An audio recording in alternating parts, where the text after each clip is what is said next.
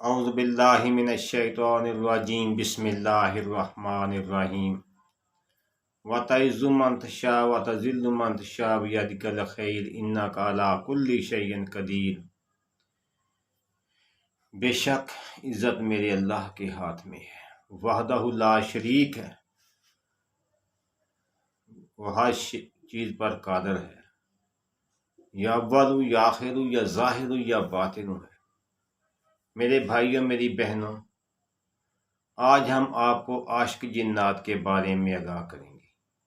आशिक जिन्नात क्या होते हैं?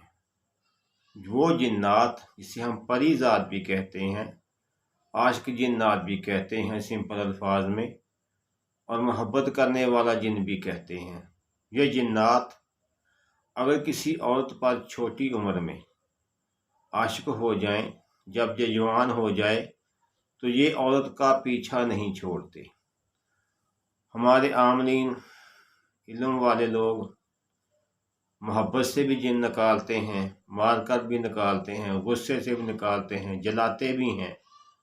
लेकिन मेरे भाई मेरी बहनें ये बात याद रखें, आशिक जिन्नात वो जिन्नात होते हैं जो आते रहते हैं, एक दफ़ा निकालें कस्में उठाएंगे, हाशिया उठाएंगे, इनका सिर्फ इश्क से तल्लुक़ होता है।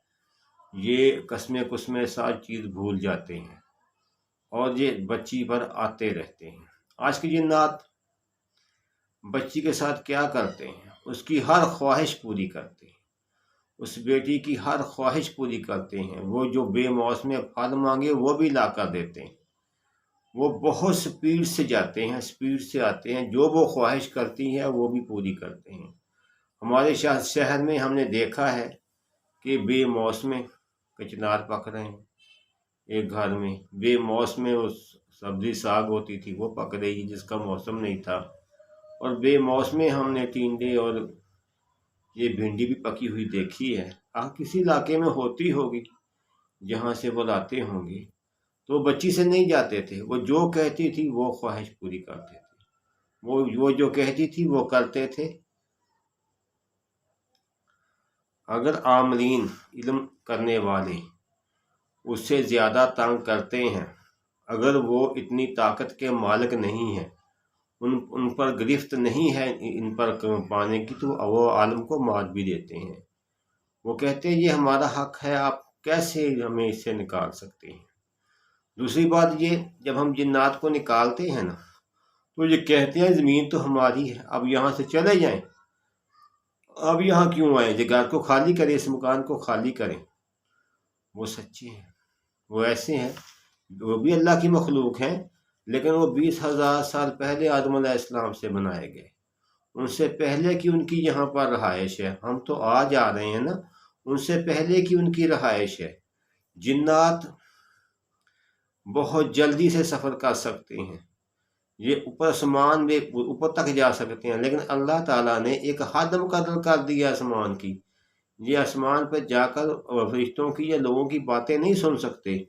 अब इन्हें पहले इनको वहाँ पर जाने की इजाज़त थी, लेकिन अब इनको वहाँ से रोक दिया गया है।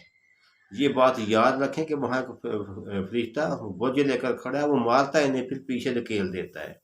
ये बहुत स्पीड से आगे ऊपर और आगे पीछे इनकी अपनी हद तक परवाज़ कर सकते हैं, और बहुत स्पीड से परवाज़ करते हैं, आप सोच भी नहीं सकते जितनी इनकी स्पीड होती है। तो अक्सर लोगों के घरों में ये अंधेरी में भी आ जाते हैं, अंधेरी में भी ये आप एहतियात करें। दूसरा, हमारी बहनें हमारी माएँ जो छत पर बाल सुखाने के लिए बाल खोल देती हैं, वो एहतियात करें, और घर में जो शॉर्ट कपड़े पहनती हैं वो एहतियात करें। और जो ये घर में मुझे कौन देख रहा है, मैं तो अकेली हूँ ये कमरे में, अल्लाह ताला ने 18,000 से ऊपर मखलूक पैदा की है, आप गिनने नहीं, अब गिन नहीं सकेंगे, पता नहीं कितनी ज़ाहिर होती, कितनी पोशीदा है, ये तो मेरा अल्लाह जानता है ना। तो इससे बिल्कुल एहतियात करें, आप ऐसा हरगिज़ ना करें। दूसरी बात, जो मेकअप करती हैं वो एहतियात करें, ख़ास तौर पर स्कूलों में पढ़ने वाली बच्चियाँ, यूनिवर्सिटीज़ में पढ़ने वाली बच्चियाँ इस चीज़ से एहतियात करें कि वो मेकअप ज़्यादा इस्तेमाल ना करें। ये मेकअप खुशबू पर भी बहुत ज़्यादा आते हैं। जिन्नात कई किस्में, कई कबीले, कई चीज़ें इनकी होती हैं। ये बहुत बड़े आलम भी होते हैं। ईसाई आलम से तो मेरा राब्ता रहा है, بہت عیسیٰ علیہ السلام کی باتیں بتایا کرتے تھے، انہوں نے ہمارے نبی کو بھی دیکھا تھا۔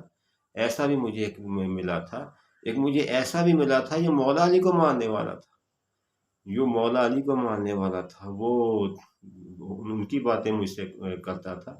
تو مت سمجھیں کہ یہ ہے نہیں ہے، ڈاکٹر کیا کرتے ہیں، ٹیسٹ کرواتے ہیں، جس ڈاکٹر اس چیز کو مانتے ہیں، جس چیز کو لیبارٹری مانتی ہے، لیب مانتی ہے، جس پر پریکٹیکل ہوتے ہیں، تجربات ہوتے ہیں، لہٰذا ان پر پریکٹیکل تجربات لیب انہیں نہیں مانتی، ڈاکٹر اسے نہیں مانتے۔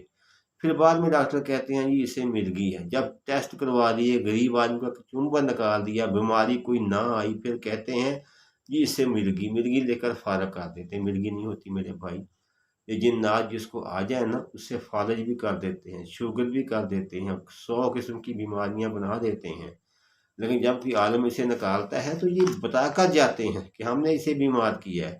ہم نے ایک بچی میں سے 20 سال بعد نکالے تو وہ عورت جاتی کہتی تھی کہ اس عورت کے پلے ہم نے کچھ نہیں چھوڑا، اس کا خیال رکھنا، اس کو دوائی لے کر دینا، اس کو طاقت والی چیزیں دینا۔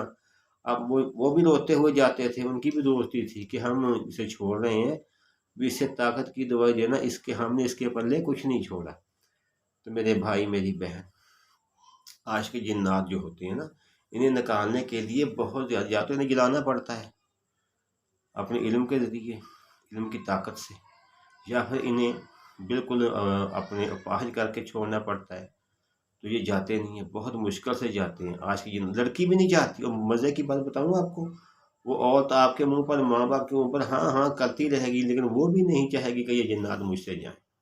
ایک ایسی بچی تھی، تو جب انہیں جنات نکال دیے تو وہ رونے لگی کہ وہ چلے گئے ہیں، وہ 3 دن تک روتی رہی۔